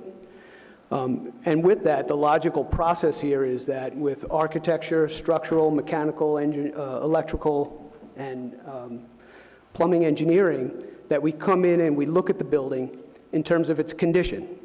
I can tell you on our initial visit, it doesn't look so bad. I mean, it's nice that it's cleaned out, if you will. You can see everything, and you can see, the few structural issues there might be. But I know in the barn structure, we actually analyzed 2 structures for Homedale, but one was renovated. It was a heck of a lot worse than this one, and they saved it. And the thing you have to watch out for in a project like this when you move forward are the unforeseen conditions. When you open up a wall, like in any old home, you can open up a wall that looks perfect from the outside, and termites have had their way with it on the inside. So whatever you do develop for a budget for this project, you just need to have that contingency in there and be well aware that some of those surprises may be there. But that's what this first part is also about. I think wherever we can probe, we would probe. It is a visual observation of what's there. We did put in our proposal an option for you to do environmental testing. It's hard to quantify the environmental testing because it really depends on the different types of materials in the building, but we did include a rate sheet for that as well. And your borough engineer might also provide those services, so you might entertain that as an option. But this is the right logical process for you to make that educated decision as to whether you move forward with this. We anticipate that our process is about a 2 to 3 month process, depending on the back and forth and who we have to meet with. But it's a very logical process. We know that one aspect of our proposal is to prepare a conceptual design based on what the proposed uses are. In the proposal packet that you sent to us, you mentioned classrooms, other educational or assembly type spaces, other community type spaces, even just restrooms for the field, et cetera. So we need to learn that, and we need to put together a concept plan and see how the building would be renovated, assuming it can be saved and all of that. And that will play into what the proposed cost would be. So we would do that data gathering, we would do the conceptual design plan, and ultimately come out with a report that speaks to you in terms of numbers. So you'll know exactly what it is you need to do and how much it would cost. Great, thank you. And before we kick it back to you, Roberta, and maybe, I don't know if Chris or Tim want to say anything or ask questions, and members of the council, my apologies to the members of the public who have not been following this issue. My head's so stuck in the budget. Just to give you some quick background on what we're talking about here, the barn up at Habernickel Park, there's a question of whether or not we should keep it or not. And if we keep it, you know, the idea would be, and there was a proposal by the Parks and Recreations Department to use it for multiple reasons. One is lightning protection. Another one is to have bathrooms up there. Another one is to, again, have classrooms or to use it for some kind of meeting space. And so the question before us is whether or not we can preserve that barn, whether we should preserve that barn, whether we should knock it down and put something else up. Right. And so what we're doing is we're looking for someone to come in and sort of do an analysis for us and so to help us answer that question. So that's where we are on that. Roberta? Yeah, no, that was great. I should have done that. Thank you very much. We'll also focus on budget. Chris or Tim, do you have anything you'd like to add before? Okay. Great. So any questions here? Any questions or comments? Yeah, please. Thank you for coming. Without getting into specific dollars, because that's not important, but as I read our bid spec, although you stated in your opening statement that you thought the bid spec said, let's examine this structure and see if it's salvageable at all versus tearing it down. But I didn't see that in our bid spec. I think our bid spec was written basically geared towards how do we bring it into compliance. Right. And was that your assessment when you read the bid spec? No, I think that maybe came from also our site visit too. You know, I mean, I think that's just the logical part of it, right? I mean, if it was that far gone, we would be saying so. Right. But I think you would also see it right away in the numbers. There's no question that the analysis isn't keep it or take it away. That's maybe the global view of it. It's about how you can use the space, what would it be, and what would it cost to convert it into that space. Right. And at the end of the day, I guess the cost to convert may be far in excess of tearing it down and building a modern building with HVAC and so on and so forth. Right. The bid spec also called for certain analysis related to environmental issues. And I see that you did separate that out with a specific cost associated with that in addition to your base bid. Right.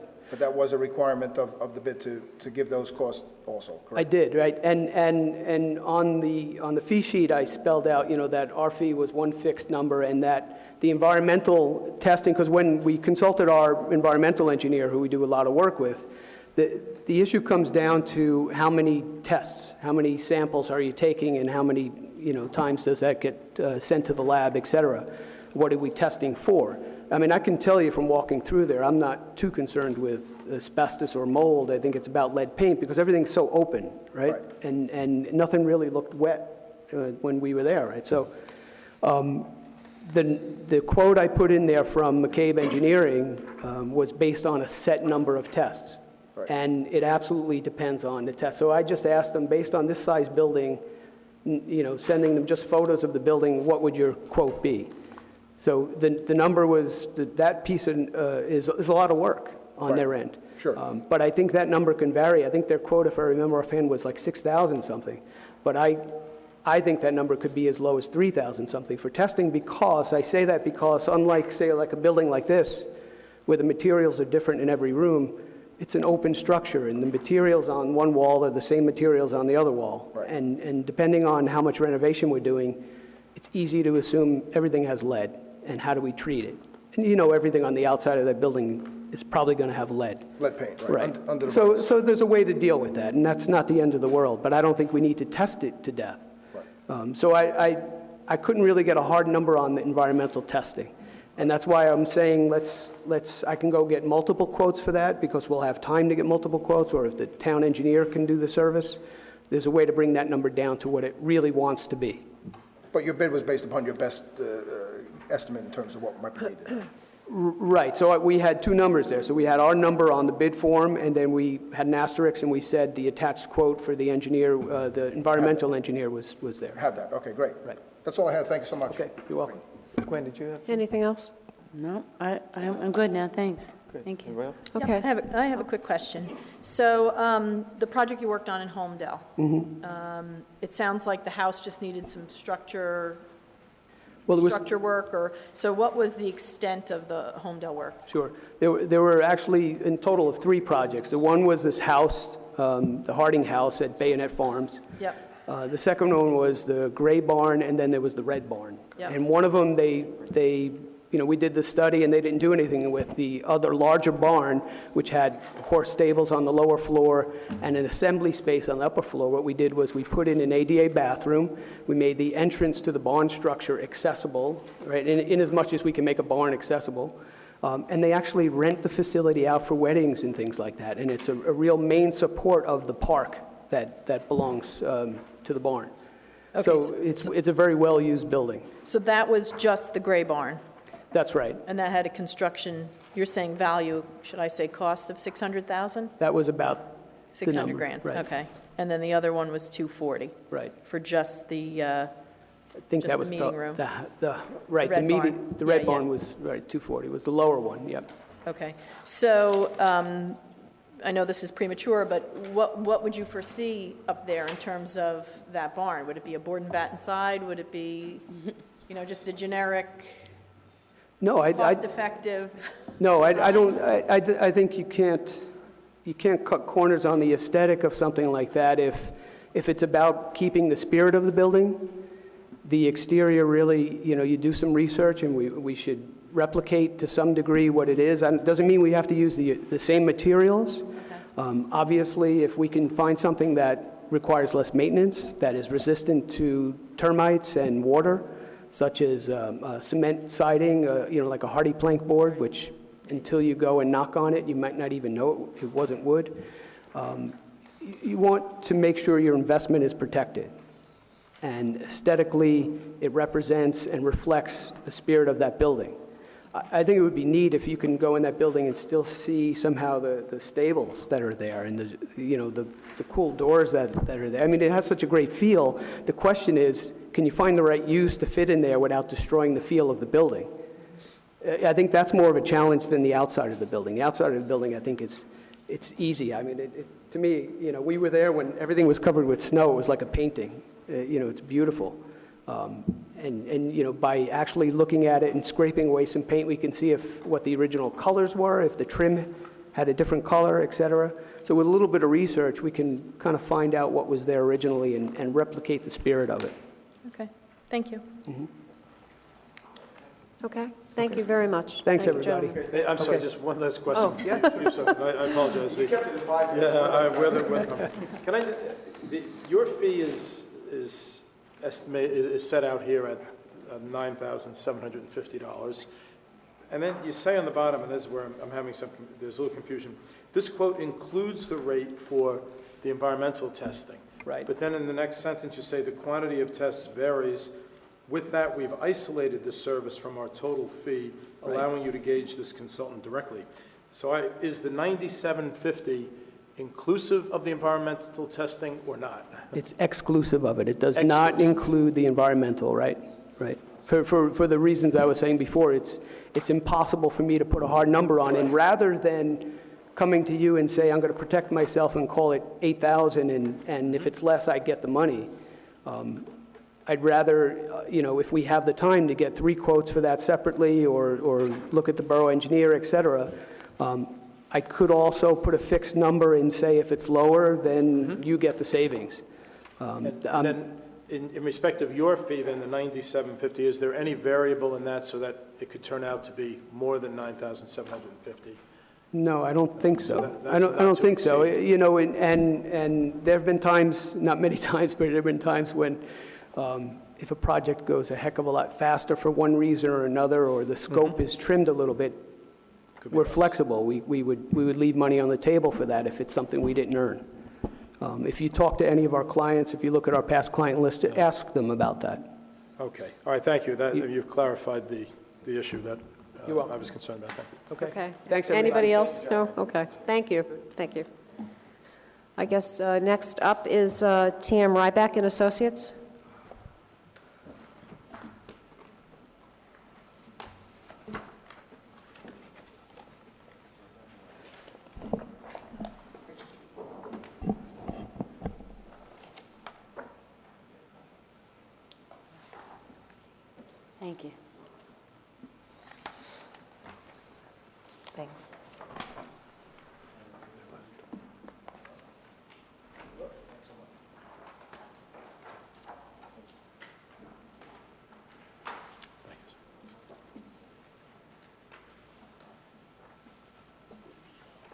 Thank you. Thanks very much. We're usually forgotten down. Thank you. Yeah, right? Because I didn't get that on. Please.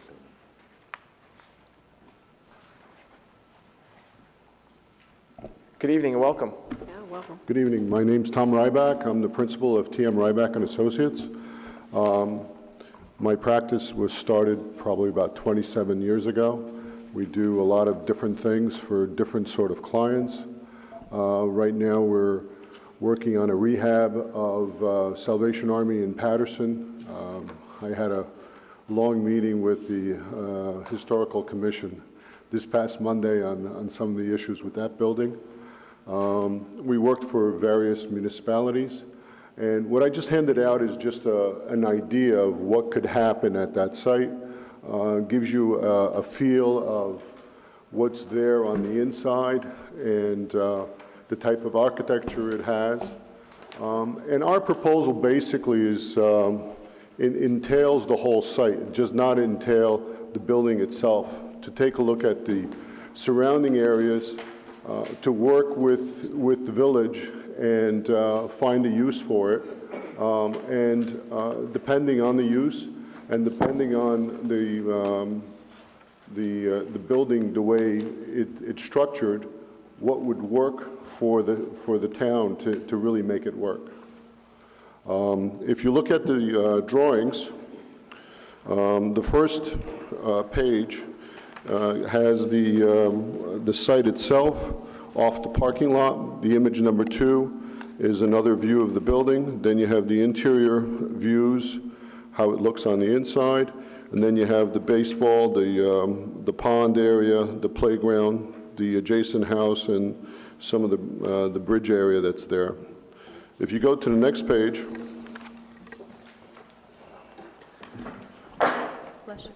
Thank you.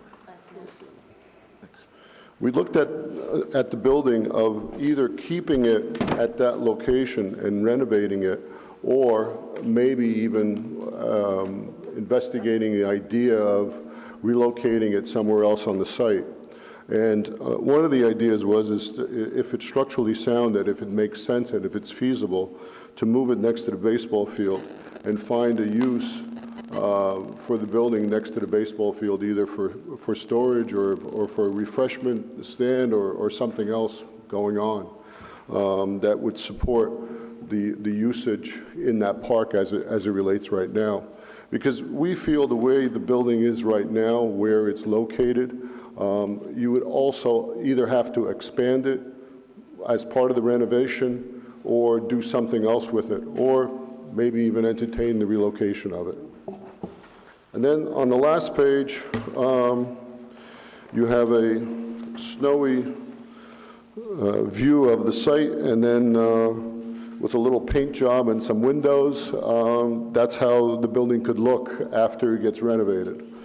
And then on the last page, it's a little schematic on the left top corner where one just tells you on how to renovate the building. The other one is maybe mimicking the building and having a courtyard in the middle. And then another view would be to add and still have a courtyard and do some other different things with it.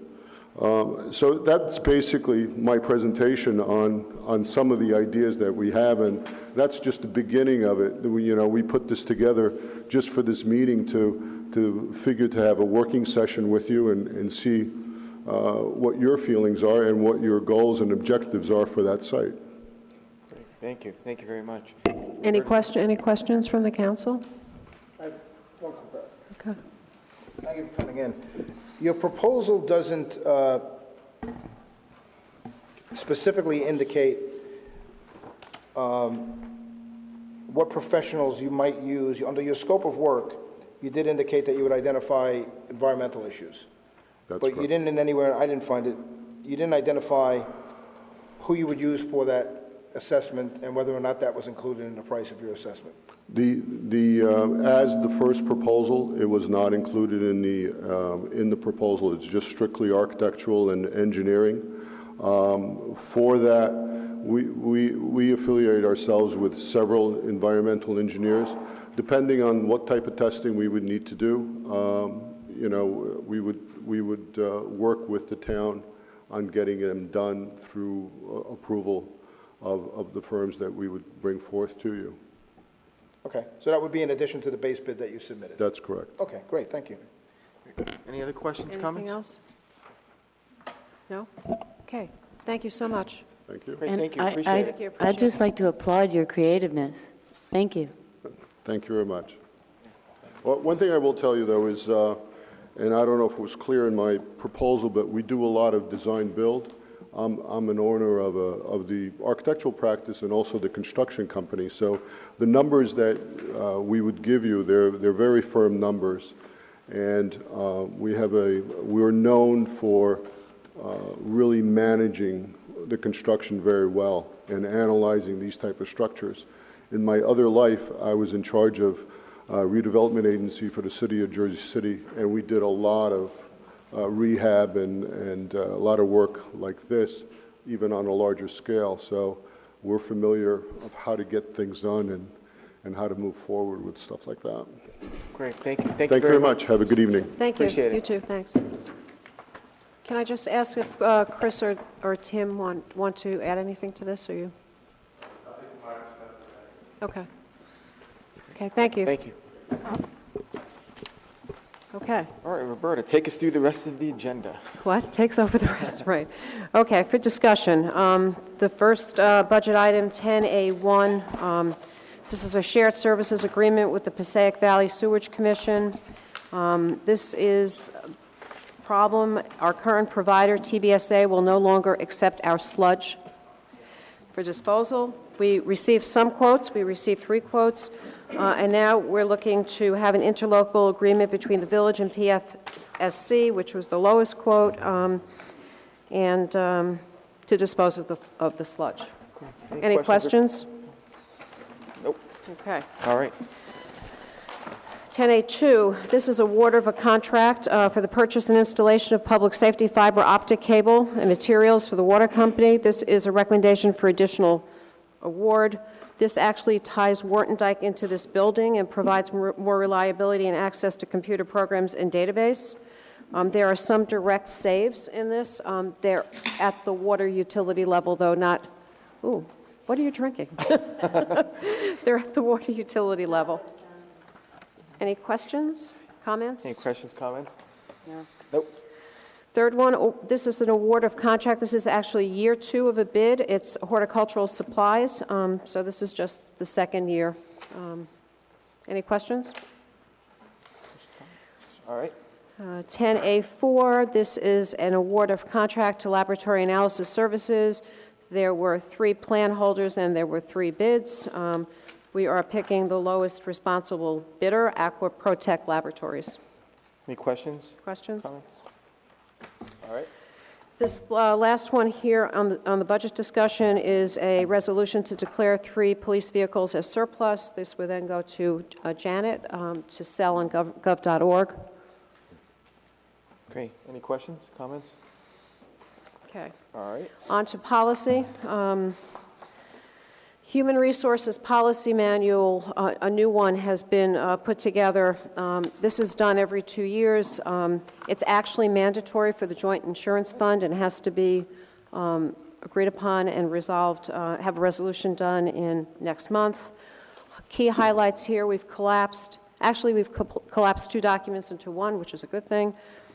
We strengthen areas that needed strengthening based on the last 2 years. We have discussed this both within the management team, and we had a closed-door session just earlier this evening. And I think the discussion was very healthy and good from the point of view of going back to a previous slide on unfunded liabilities, thinking about how we can minimize unfunded liabilities. So there was good discussion both with my team and both with the council on things like comp time, sick days, et cetera. So this, to some extent, is a work in progress. There'll be a couple of more analysis done on some of those issues, but I'm submitting this now for a resolution and agreement in May. Any questions? Any or comments? questions? All right. I just want to say, I think the council found the document to be very, very useful. It was well drafted, and it was also very, kind of positive in its approach to making things a little more streamlined and bringing a lot of clarity into some of the HR policies that have been, more or less with us. But now I think they'll be very clear, and there may even be some changes as a result. So it was really a good effort. Yeah, and I think we used it as an opportunity to kind of discuss other things, which I think was positive, so. And we're calling it human resources, no longer personnel. Yes, it used to be called the personnel policy, a la 1955.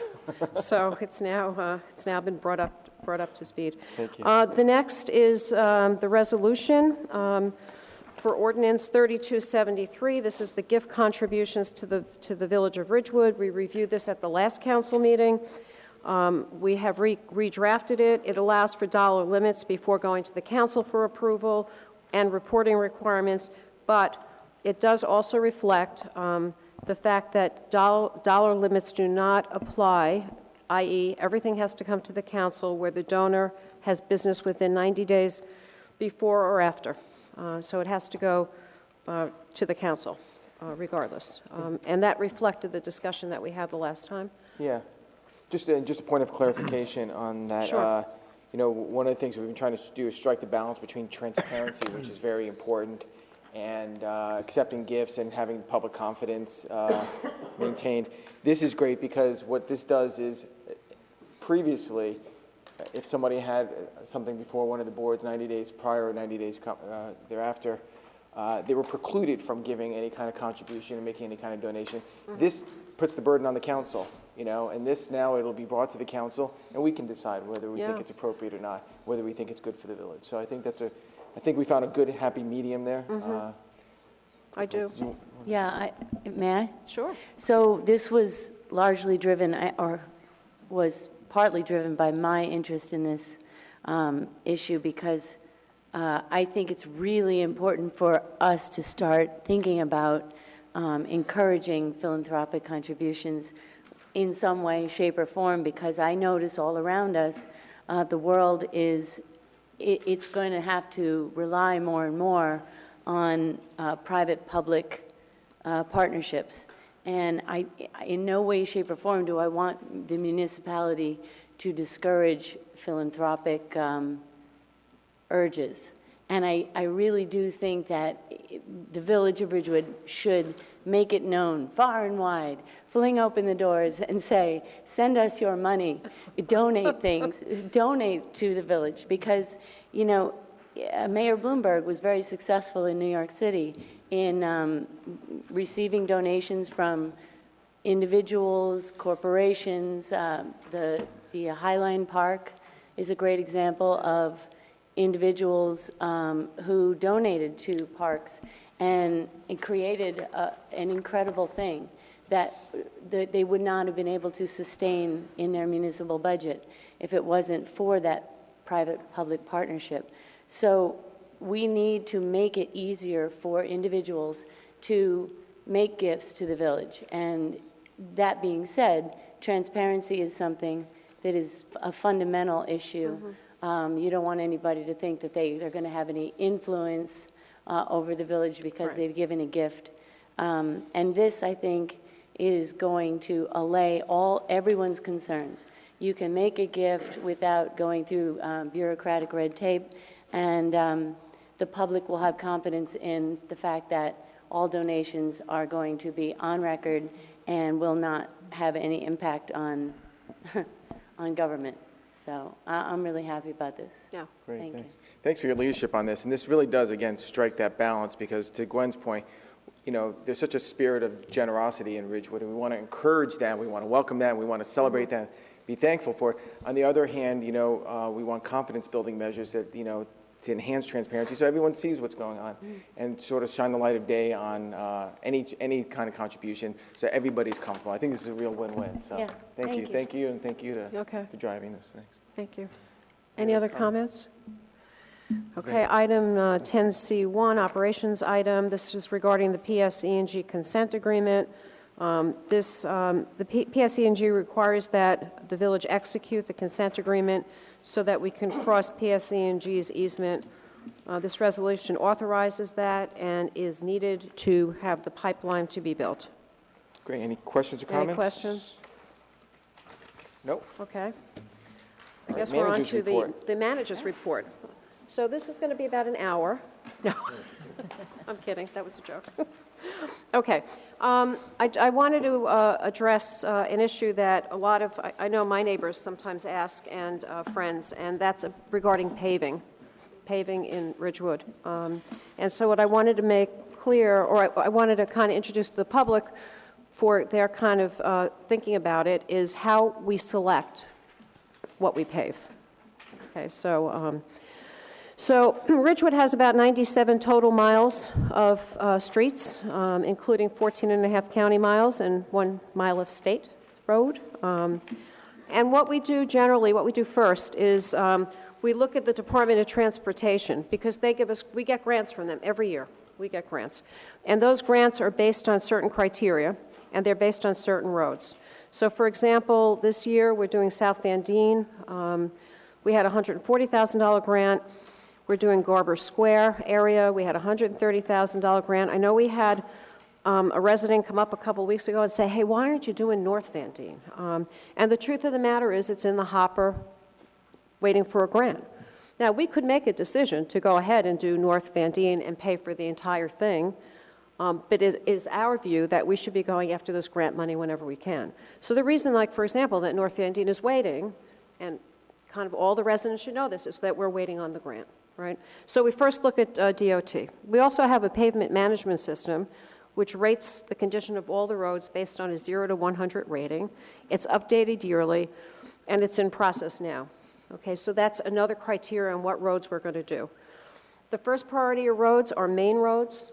The second priority are secondary feeder streets.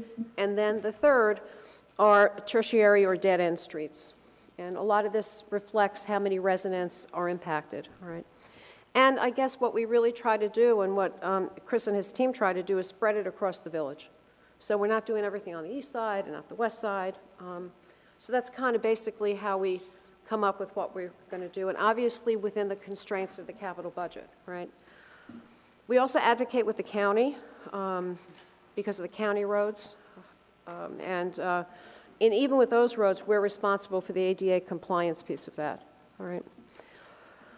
The compounding factors, I never thought I would be talking about slurry seal, but between 1995 and 2001, or around there, we use slurry seal. And I know Chris calls it the glorified driveway coating. The what? Glorified driveway coating, right? And that was done for many years. And the impact of that is we're living with that today because the stuff doesn't last as long. And it doesn't address any kind of structural or drainage issues. So we maintain a physical map. We know where we are and we know what we're paving. On average, we repave every 15 to 18 years. Best practice is probably 11 to 14 years. So I just wanted to put this whole thing out there for the residents to know. There is a list. I have this list, and there's a list online on the streets that are scheduled to be paved. And we're still waiting for money on North Van Deen, so. That was a great tutorial. That was What? excellent. Yes. Right. I promised the residents that I would always talk about where we are with the coin theft, and unfortunately, we have not gotten the accounting firm yet from the Joint Insurance Fund. We have follow-ups. We have our risk insurance firm following up. We have me nudging, and we're still waiting, so. I want to thank the Conservancy for Ridgewood Public Lands. They are planting beaucoup daylilies all along the walk between the village and the library for us, and it's under the cherry trees, and I think it's going to look beautiful. There is a lot going on this weekend in Ridgewood. On Saturday, we have the baseball parade starting at 9 a.m. We have the Take Drugs Back initiative at the police station from 10 to 2, so if you have drugs that you need to dispose of. We have the Earth Day Fair between 10 to 2 in Memorial Park at Van Ness Square. We have Lax Day as well. On Sunday, we have the Daffodil Festival and I think they have a dog component to that, right? Between 12 and 3, we have sales stock. I think it's the second year. Between 12 and 7 at Memorial Park.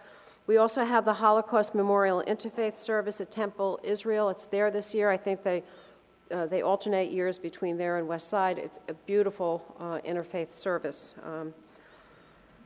Just wanted to point out at the next Village Council meeting, I will not be at the next Village Council meeting. I'm going to be at the New Jersey Municipal Management Association Conference, where we'll be spending time speaking about shared services. That's one of the items on the agenda. And also, I am working on, and we'll come back with ideas around kind of taking off of Paul's Meet the Mayor. We're going to do Meet the Manager, and I just need to work out some details around that, and I'll be back to everybody. That's excellent. Great. That's my report. Great. Thanks, Roberta. Bernie? So yes, we have Earth Day Fair, 10 to 2 on Saturday. We have 1,000 tree saplings that we're going to be giving away, so any resident that wants to come by and get 1 or 2 or 3, you're more than welcome. You can see we did a poster contest from students K through 5, and we have some wonderful examples that I'm hopefully going to put some downstairs, the winners, but you can also see them at the Daily Treat, because they're going to be placemats at the Daily Treat for the next several days that are advertising, and it was free, for Earth Day that the kids worked on. It was wonderful, and there's going to be great stuff there, and I hope to see everybody. Great. Thanks, Bernie. All right.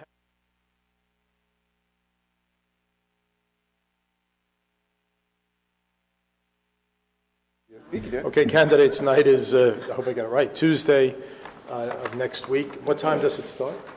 7:30? Thereabouts.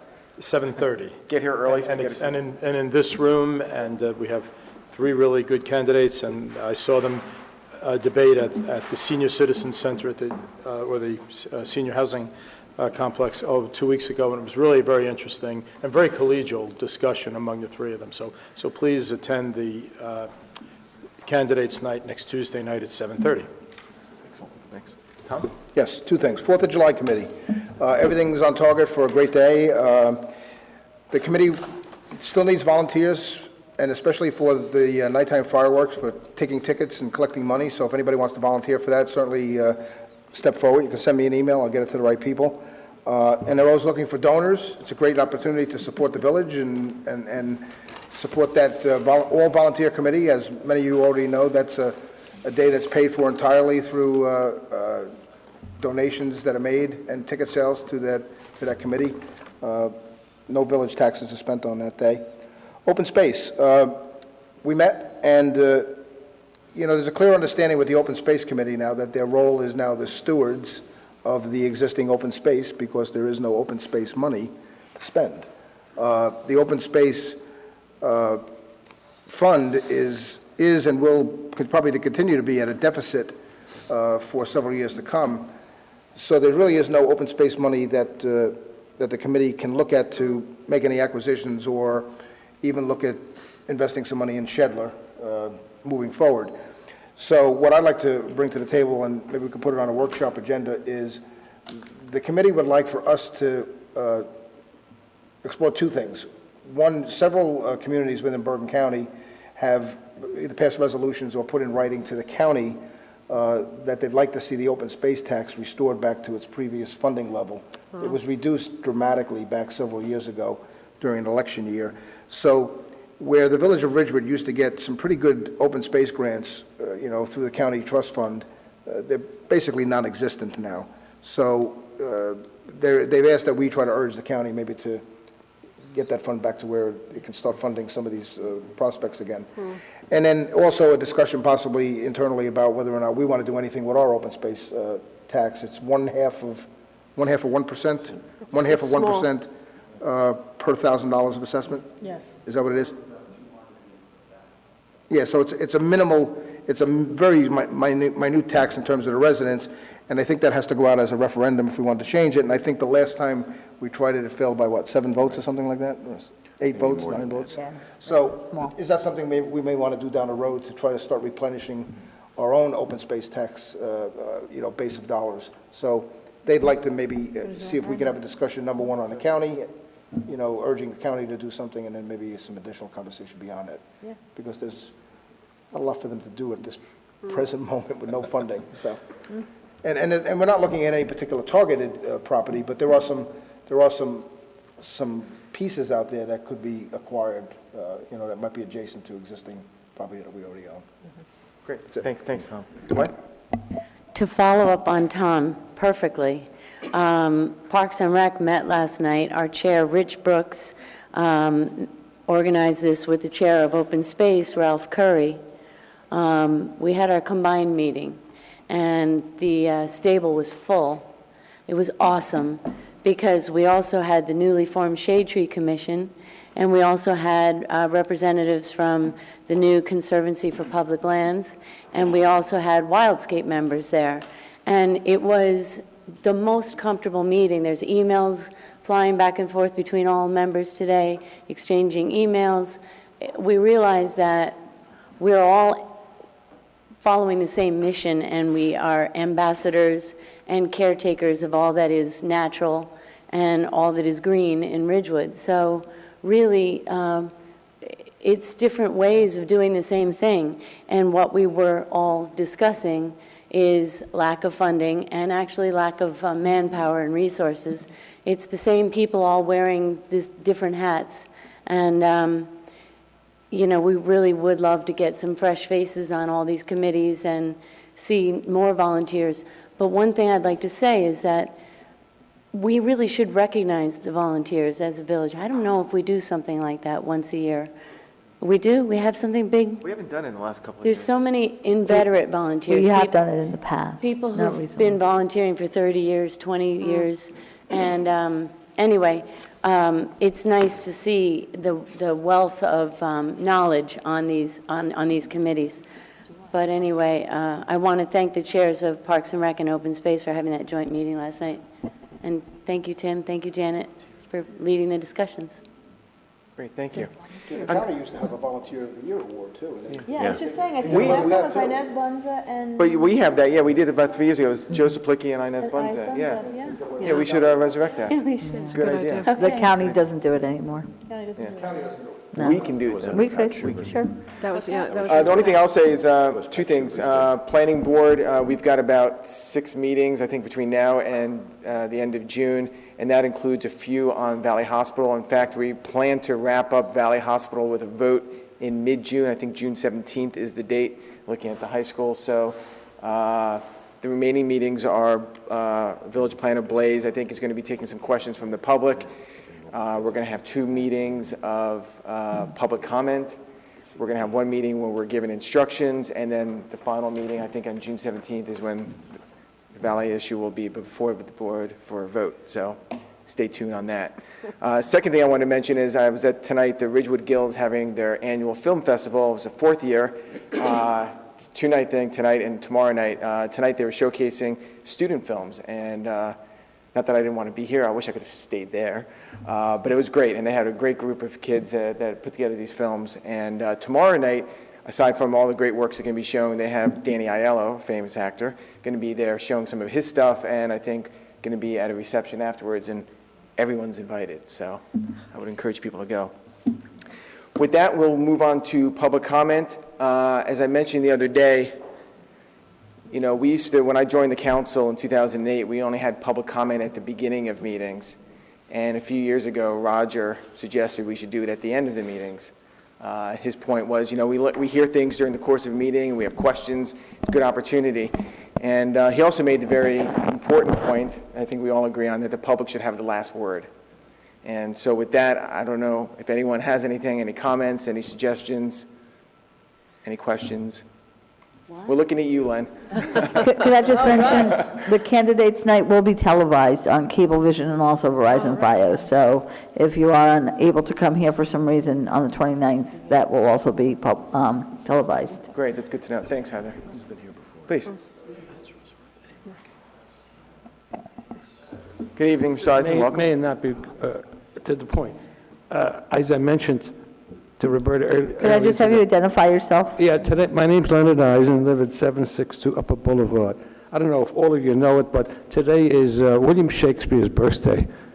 I don't wonder if any of you can think of an appropriate saying from all his plays that might have something to do with what we're doing here tonight and in the future.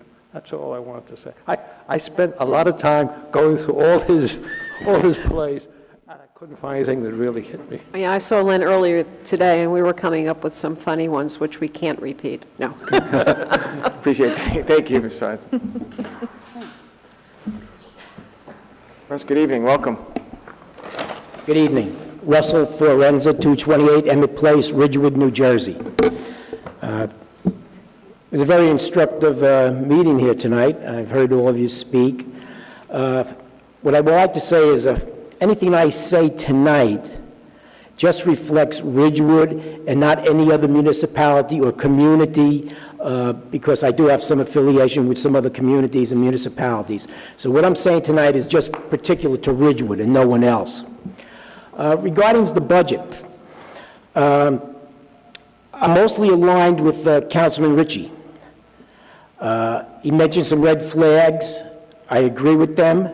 He also mentioned another, he didn't mention another item, and it was mentioned, I may have missed it, but I know it was mentioned in the budget presentation, and that is the use of surplus. You're using $2.9 million, which is approximately a little over 6% of your budget is going into surplus. So that means your budget has to be funded by 6% through surplus. That's a good and a bad idea, depending on how you want to look at that. It's a good idea for any resident that's thinking of, after graduation, moving out of town. They're not going to get hit with a tax increase. Great idea for them. They saved a lot of money. If you look at any long-term resident that's been here for a long time and plans to stay around a while, that's a bad decision. Because what's going to happen eventually, those free people, and there's a large turnover in this town of Ridgewood. I don't know if it's 30% every year, or whatever the number happens to be, but every time you have no tax increase, they leave town without paying their just share. Because the just share is the money you're putting into the use for surplus. Now, you don't know what's going to happen with surplus. You use it, you have some yet in reserve, but actually you could have a lot more in reserve if it was still there. So by using it, and with the other red flags mentioned, you have a problem. Uncollected taxes, the reserve for uncollected taxes, you mentioned that. You can also do a 3-year averaging on that. If you see the reserve, the percentage is going down, and it's dropping a lot, you can do a 3-year average to keep that up so you don't have to put so much money into your budget for that. But that's a decision you have to make with the chief financial officer if he thinks that's necessary. If you don't, and your percentage is high and it's working that way, you don't have to even consider that. But it's a consideration to let you know that's there. You may or may not know that. I'm not sure what you know or what you don't know on regards to budgets, and if you took any of the budget courses or not, you would be familiarized with that if you did. The red flags as they were presented by Councilman Ritchie are very important. The snowstorms, you don't know how many you're going to have. 1, 2, 3, 4, 5. You may have a dozen. This year was probably one of the worst winters we've ever had. People driving up and down the street sometimes could just fit 2 cars. Sometimes you had to stop and only 1 car could go up and down a street, mainly because it froze so quickly that the snowplows couldn't get in there to clear it properly. And that's no blame of anybody. That's just because of the frigid conditions we've had. The budget is a very important item. And as I say, when I make those recommendations, I may not make that same recommendation for somebody else. But increasing the taxes, especially 1%, I always believe if you can do it. Now, some communities can't do it. But if you can do it, I would always go as close to the cost of living as possible. Because that is a just increase. You got salary increases out there for staff that are always coming up. They either flat or they go up. They don't go down. The only time you save money is if you get a high earner that retires. But the village manager mentioned that next year they expect 8 retirees at probably more money than what you have right now in your current budget. So that's another red flag to say, hey, I'm going to have to fund these budgets. How do I fund them? Will the state allow me to maybe do bond it? Maybe they will. Maybe they won't. Some communities they will. They don't recommend bonding if they don't have to. Depending on who you are and what you are, they will recommend it. But these are considerations to take into consideration for the council as a whole. Again, you don't have to listen to what I have to say. It's just my recommendations that I've seen over the years and what I've experienced. I just want to detour one moment, if I may have your time, because I may exceed my 3 minutes. You've already exceeded it, but please, exceed it a little more. The next is on our counting or our missing coins from the parking. I did speak to the mayor briefly about this over at the recycling center, but just to inform the rest of the committee, if you not have heard it or if you have or whatever not, but no one should be allowed to have a master key any place where there's large sums of money, if not any money at all. What should be done, and the reason I say this is because I was in banking for 23 years, so I have a banking background and I know how it operates.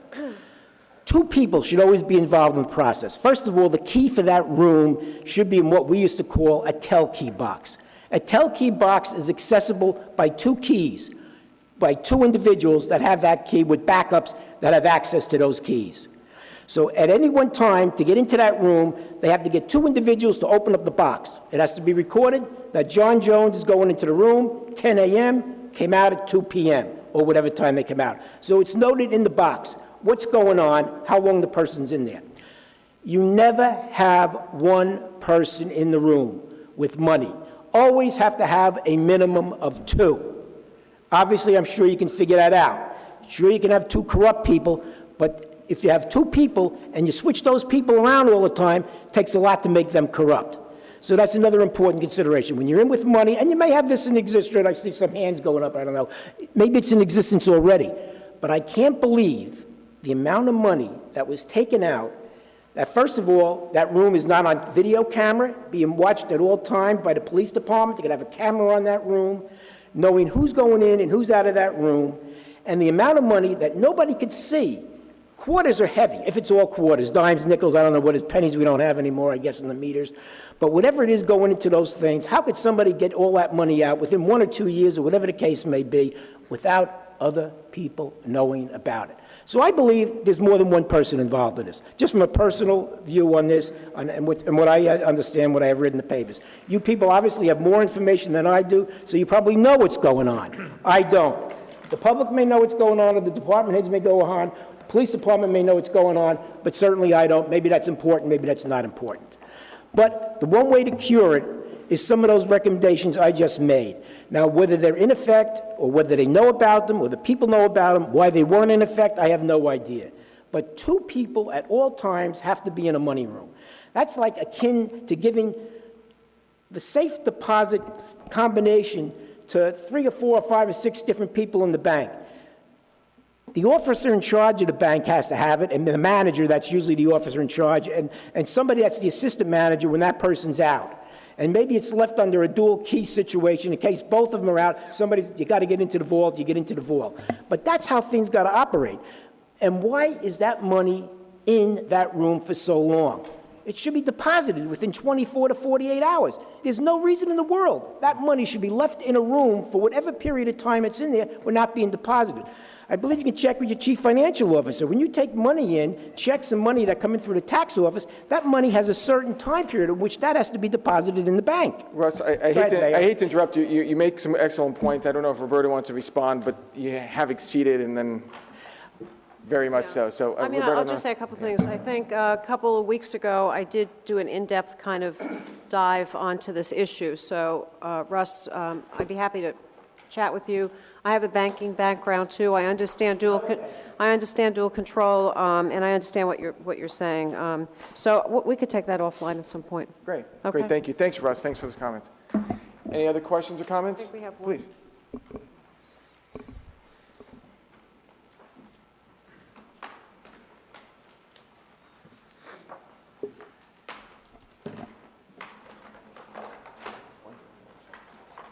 Good evening. Welcome. Make it short and sweet. If you could just speak into the microphone, your name and your address, please. I'm Leanne Lampone. I live at 850 North Road. I need you to repeat it. I can't hear you. Can you hear me? Yeah. I'm Leanne Lampone. I live at 850 North Road in Ridgewood.